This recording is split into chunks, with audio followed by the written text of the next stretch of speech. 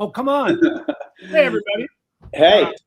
Good to have everybody with us today. I want to jump right in because I was literally in the middle of a consult this morning with a client, and one of my paralegals came up and said, "Did you see it? Did you see it?"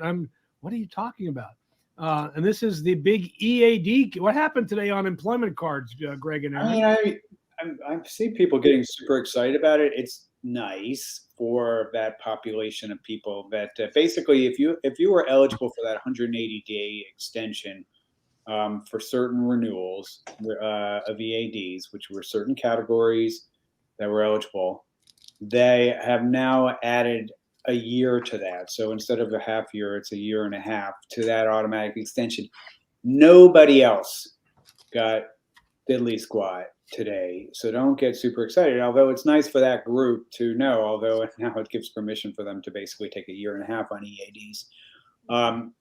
So yeah, I have a friend in the administration who I've been kind of going back and forth, who was like super excited to send me that news this morning, and was like, yeah, I'm not super excited. I'm not impressed. I still argue that they have the big option that they have available to them, which is making EADs the employment document for purposes of the regs. It should be on the table, and there's no reason that they've explained why that's not. I did a poured through the regulations again this morning just to make sure that that could be done without even having to do a new regulation, and it just says that there has to be an employment authorization document. It doesn't say anything about a plastic card with the biometrics and all that other stuff built in, and a piece of paper is a document, as we know as lawyers. So if you have that and a machine readable passport, which CBP requires now to enter the United States, verify them and e-verify to make sure that it's not a scam, that the document is real. Do whatever you need to do, but you don't need to spend 18 months issuing a piece of plastic. That's something that they have never needed to do, and I don't know why they're still stuck on that. Well, I agree that it's in some ways not as big of news as we would want. It is nice for it's going to help some people for sure, but it brings up some questions for me. So, for this to be as effective as it should be, maybe USCIS should be now prioritizing the applications of people who do not benefit from this. So initial applications and other categories. You mean the ones we're suing over, right? That's what you're... But when you do that, when you do that, if you're going through and prioritizing and sorting, you might as well just be approving. In the time it takes to look at an application and say, oh, this is not a priority, just approve it. So I feel like if they do that, and in some ways it makes sense. 12 minutes. More inefficiencies.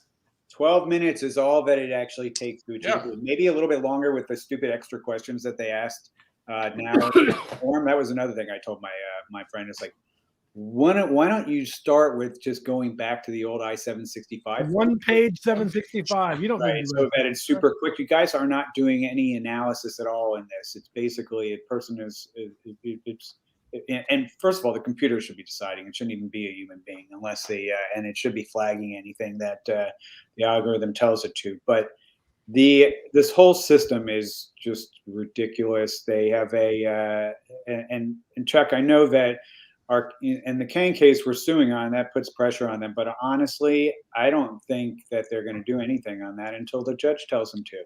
Well, I was wondering about this, Aaron. This would be a unique opportunity for us to just put some supplemental information into the court that immigration, not in any of these cases, but is saying if you're filing a renewal, which weren't our cases, that you can just keep the ID. So why, as to your point, why are they not doing these in 90 days? I mean, that's our case, right? We may have to supplement our Kang case with that. Yeah, we'll talk about it. We have renewals and we have initials, and so this isn't helpful to the initials unless it improves efficiencies for them. So well, it should, because you noted they're basically what they're going to do with the renewals, and most of these renewals are adjustment renewals, right? Adjustment renewals, they're just going to do the adjustments. So you're gonna pay. Well, most of these folks aren't paying again, but I think their goal is get the adjustment done. I think that's fine. If that's I agree. I mean, but that's gonna take a whole bunch off the table. They have to work on. Right, but why not do that with the initials too? instead of just the renewals. You're arguing for competent management, Greg. You're not going to get that with this agency. There's literally no competent management on this. Now, if they just allowed the receipts to be used for all of them, they would collect the fee and they would never actually have to finish work on any of those EADs. They would just adjudicate the adjustment, which seems to be able to, they can usually do that. But they might get sued then under the Paperwork Reduction Act for making you do all this work just to get a receipt notice. And the fee might not be commensurate with a piece of paper they print out on a computer because they got your money. Yeah. So they might have to lower the fee.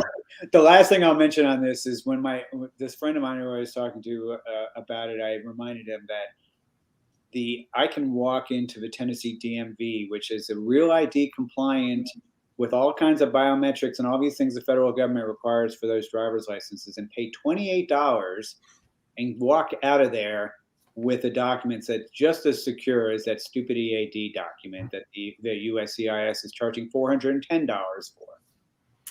Why not just let the DMVs handle this? The DMV is like long the cultural joke for inefficiencies, and it's now like our gold standard. It's the gold standard, is what it is. Bad but true.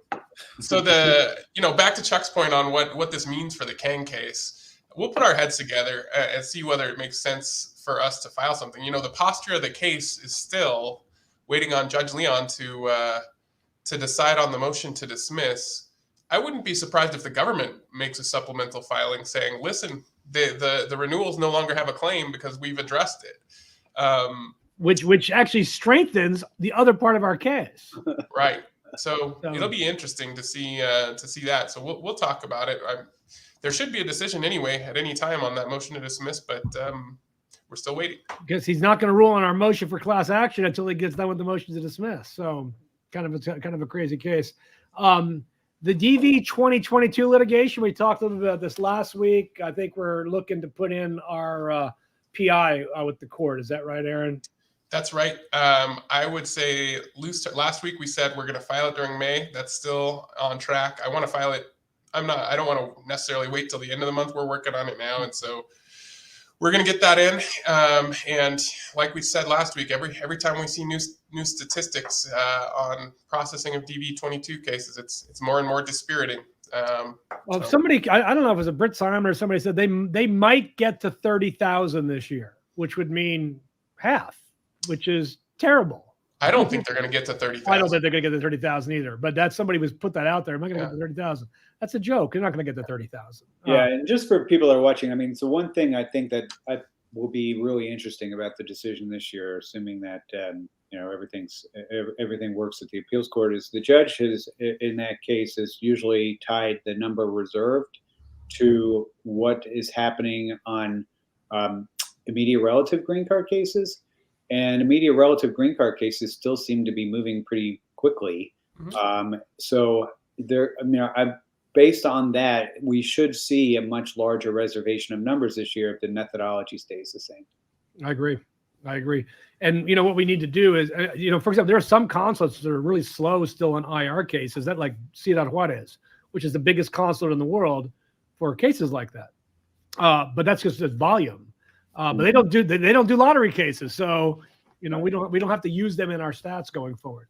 I do want to give a shout out again to Mayorkas for extending the date as I demanded he do on Twitter. He must have listened to my Twitter for Ukrainians. I mean, yes, absolutely, we should do this, and we should keep doing it.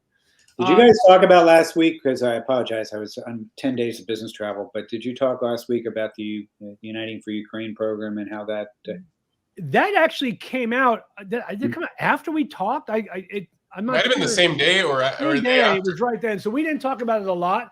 But this is the United for Ukraine is a wonderful. Honestly, it shows what the president can do when he wants to fix an issue. Right. Okay. Right. So that's the point, is that the incredible amount of discretion that the president has to let people into the United States and potentially to apply for things once they're here.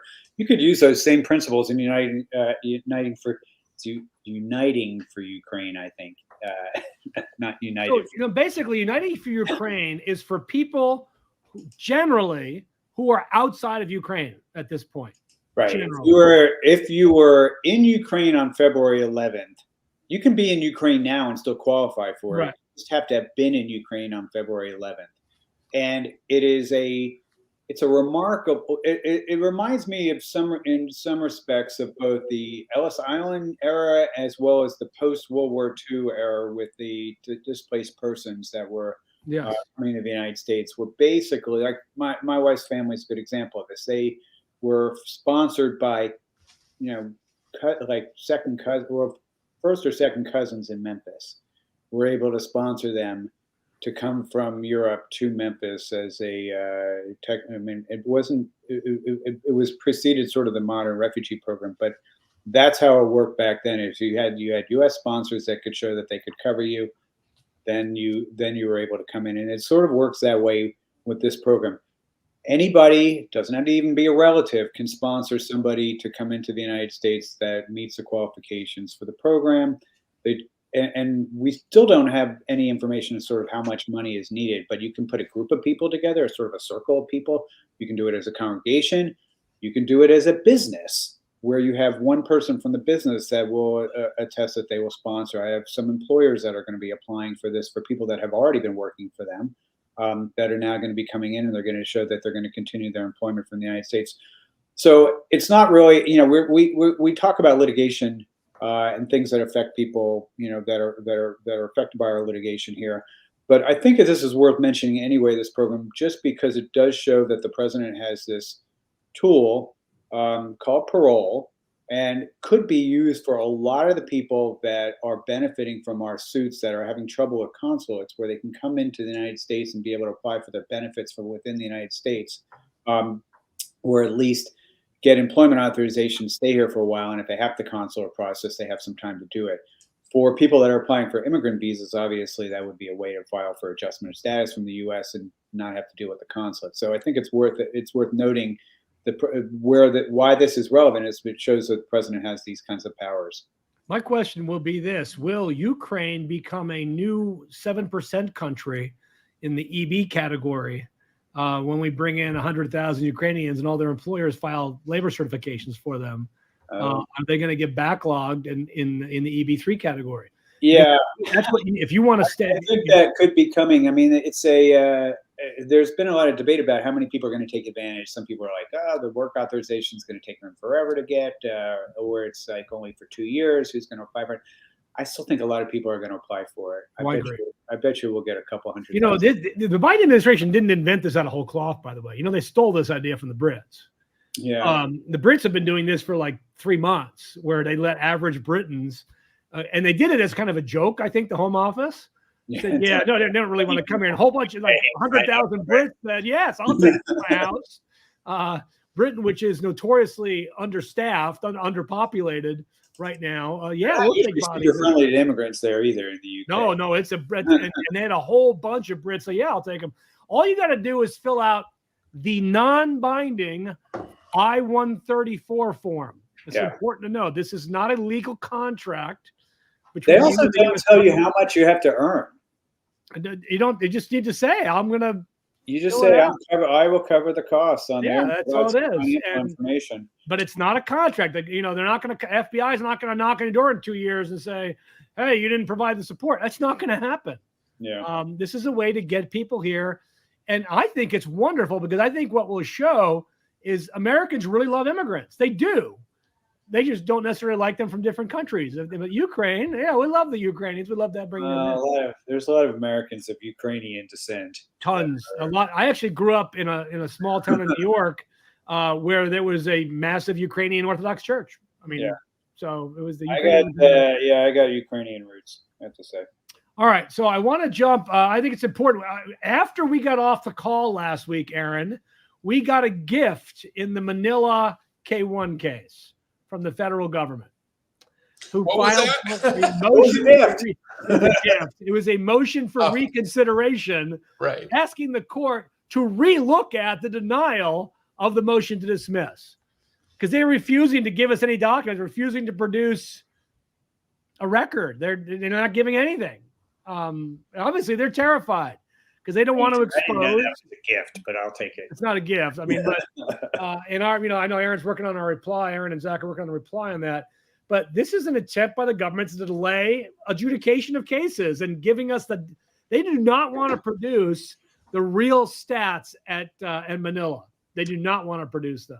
I just, I think to file a motion and have it denied and then just file a motion to reconsider the denial, it's a strategy. It's a chutzpah, man. That's a big time chutzpah right there, is what that is. I'm not sure I would do that as part of it.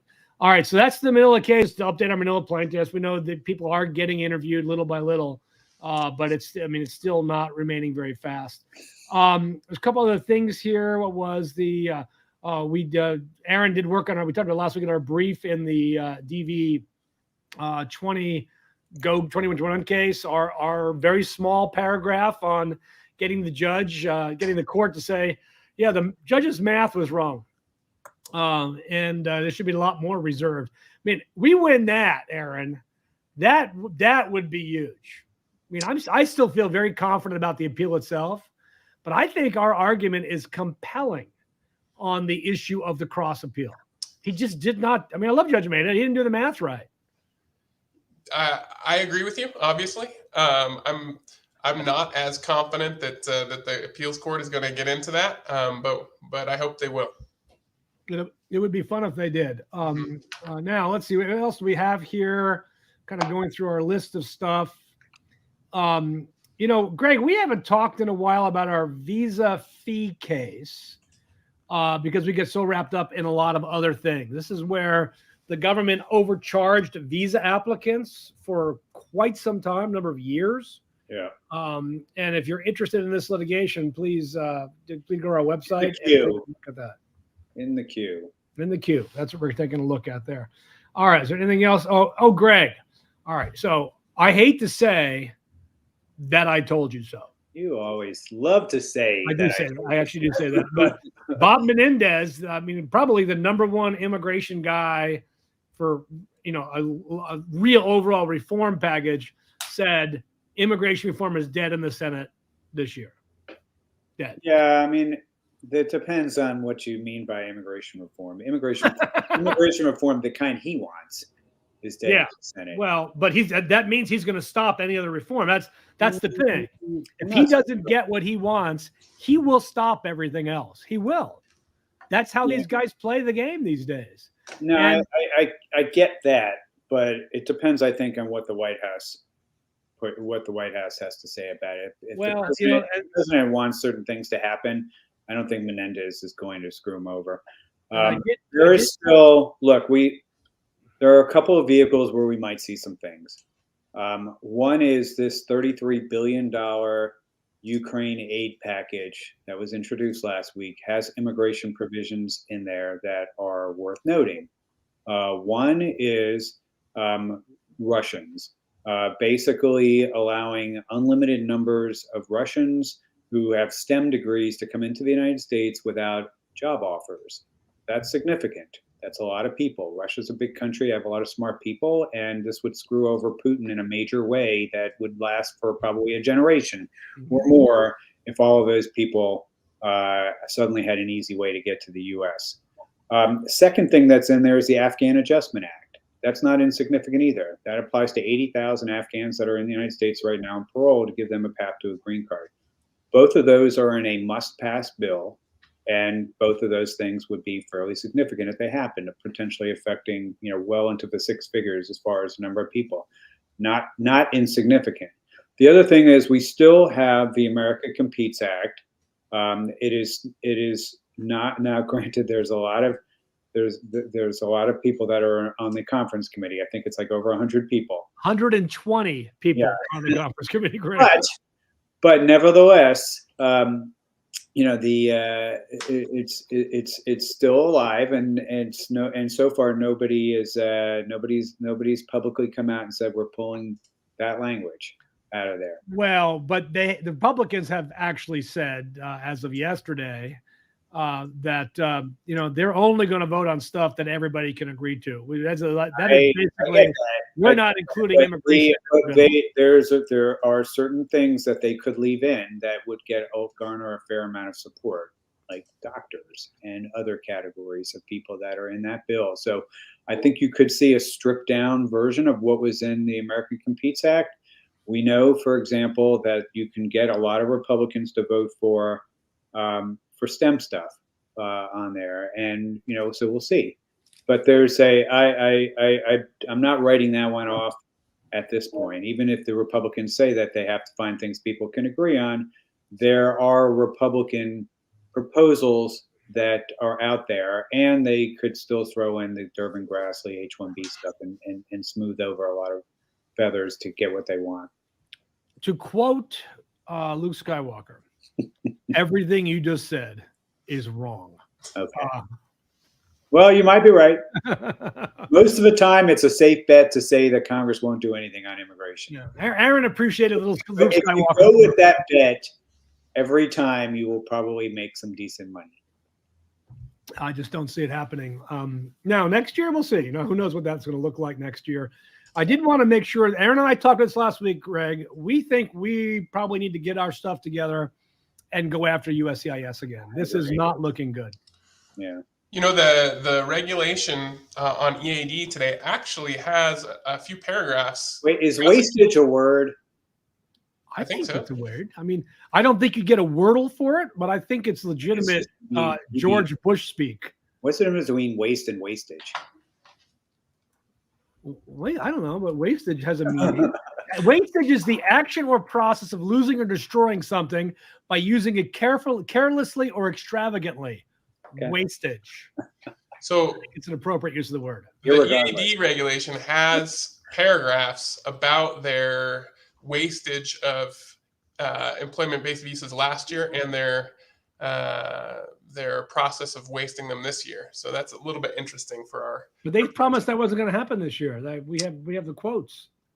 We sure do. Are you saying they lied? So we need to once Lily gets back from vacation in Hawaii.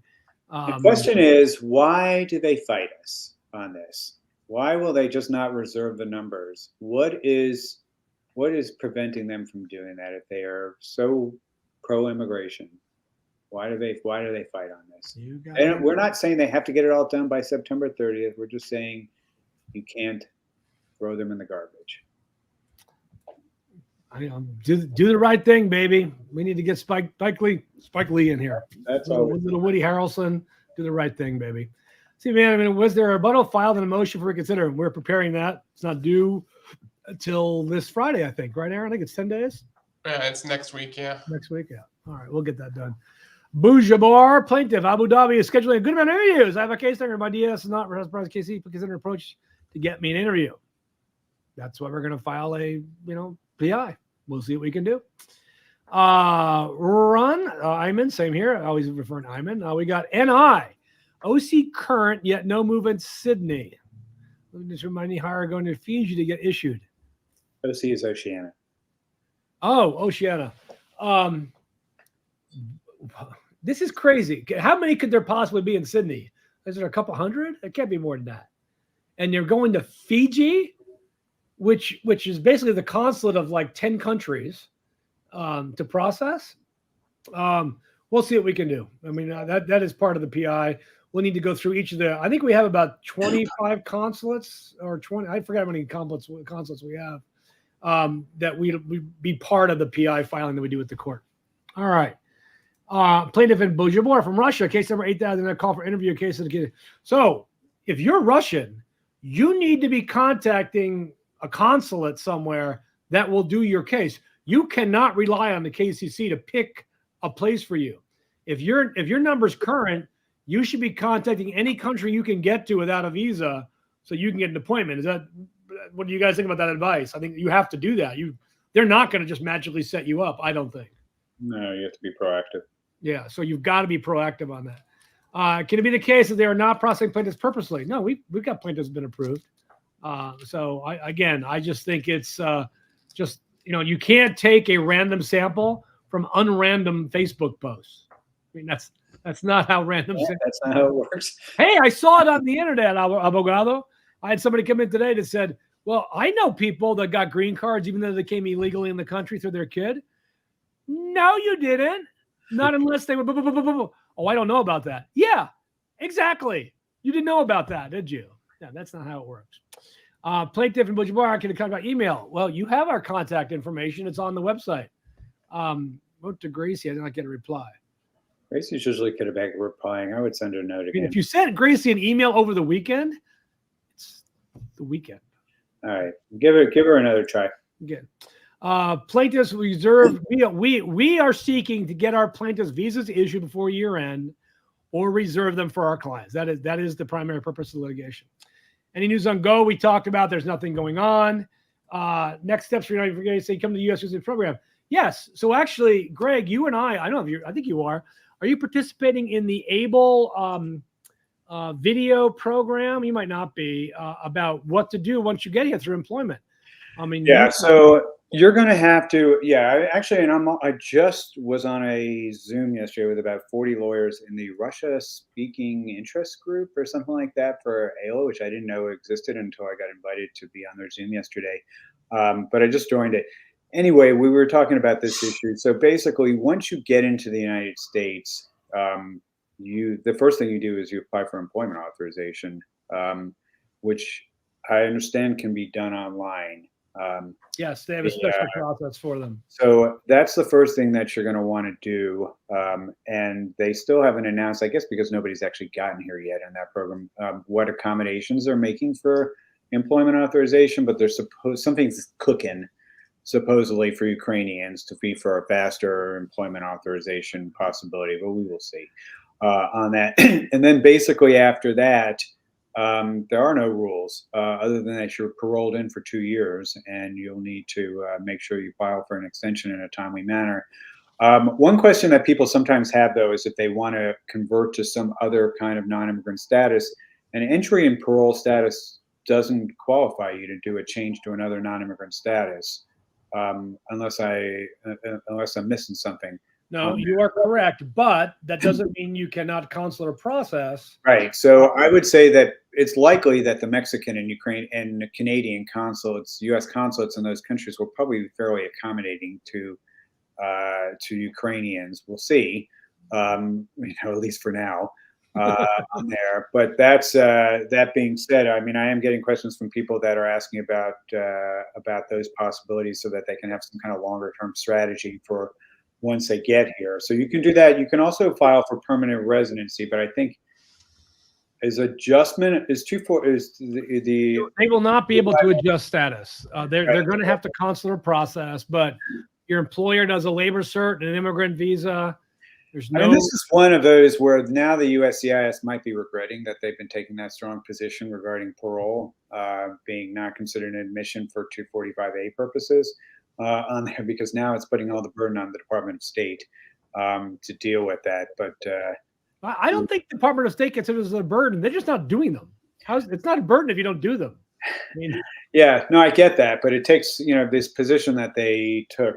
It makes it inflexible for them. Matter of DRGC. I have a feeling we're going to see some more. We might see some legislating on now. that. If you do come to the States and you fall in love with a beautiful American-born girl or guy, nobody cares. You choose.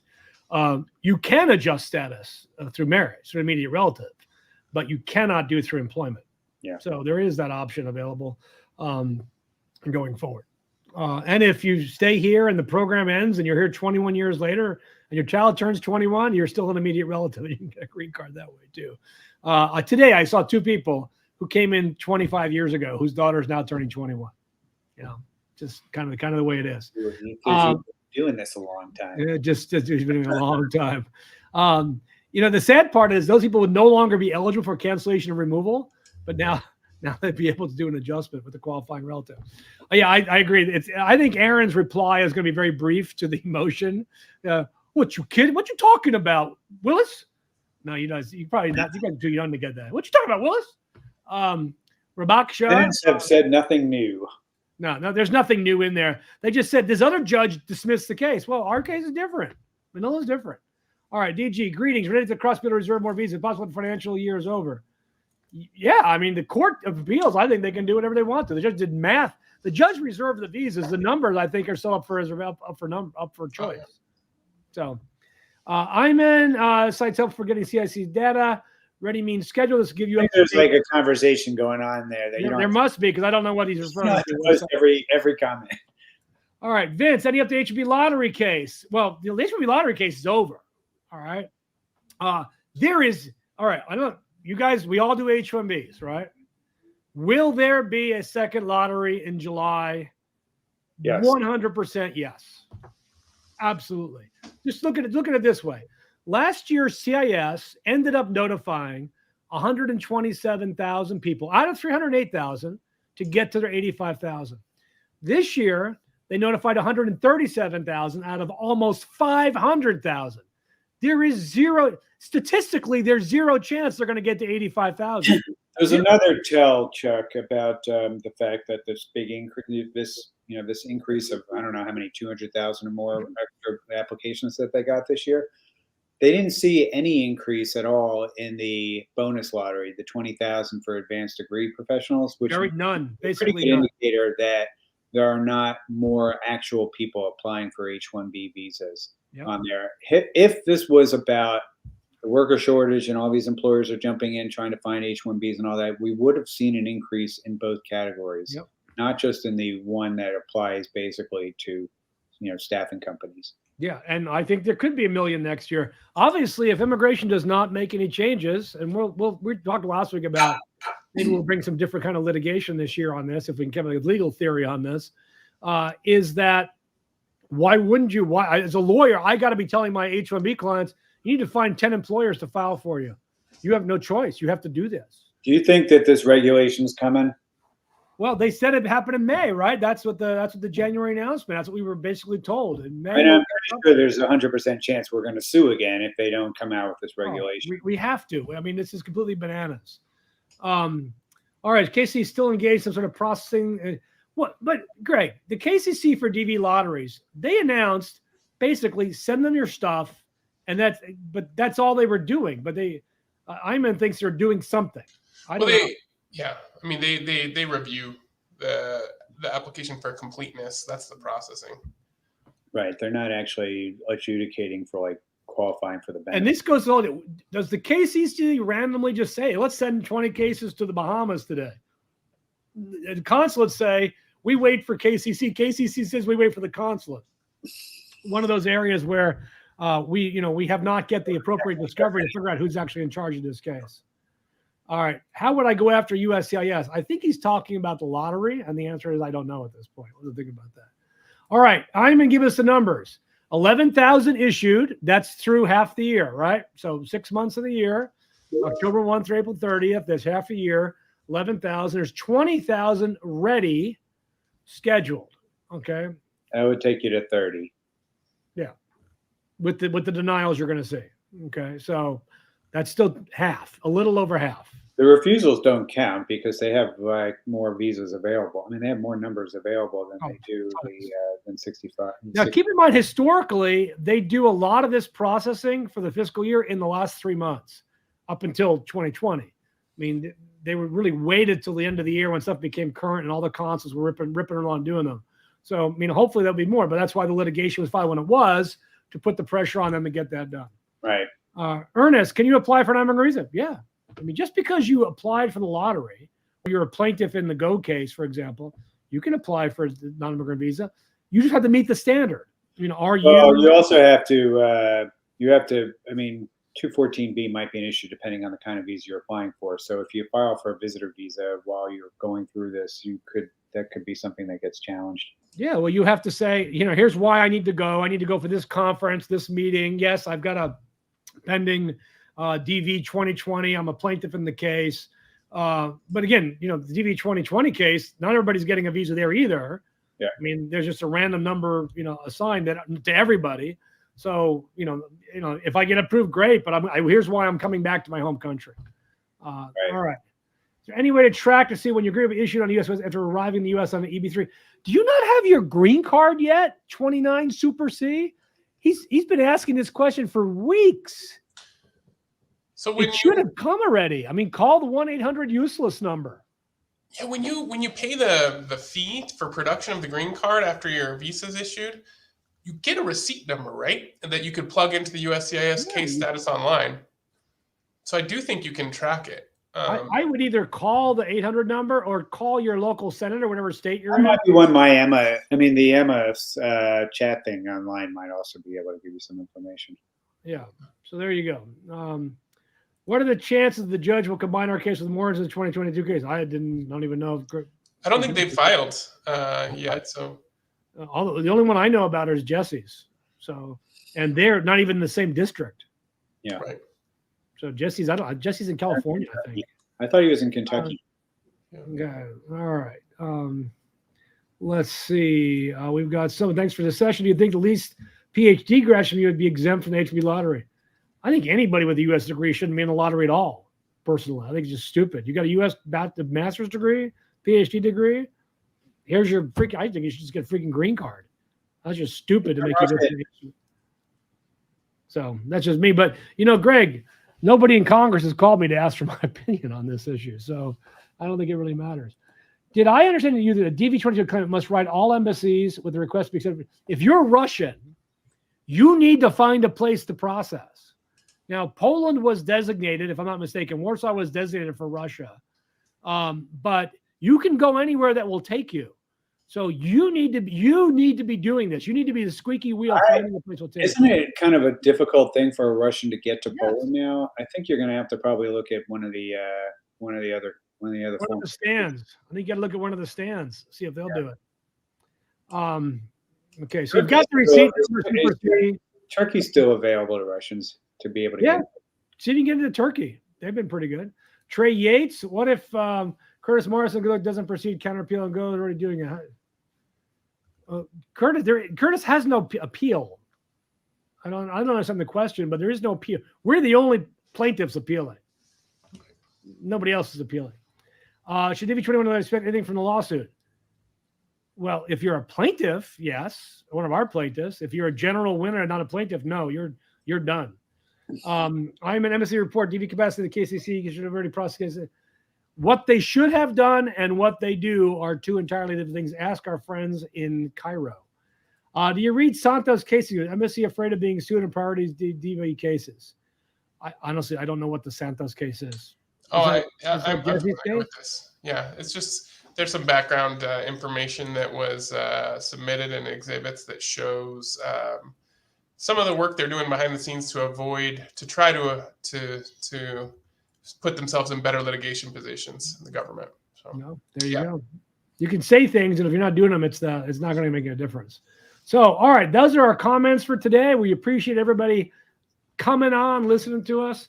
We'll see you guys next Tuesday. Greg, you're live tomorrow. Is that right? No, I'm on a hiatus. You're on hiatus. Aaron, I'm live tomorrow at 1:00. Aaron, we're usually Thursdays. This Thursday, we all have conflicts, so we're going to wait till next week. That'll be on at 1:00 on the same BAT channel. We'll see you guys next week. Have a wonderful week and keep the faith. Bye-bye.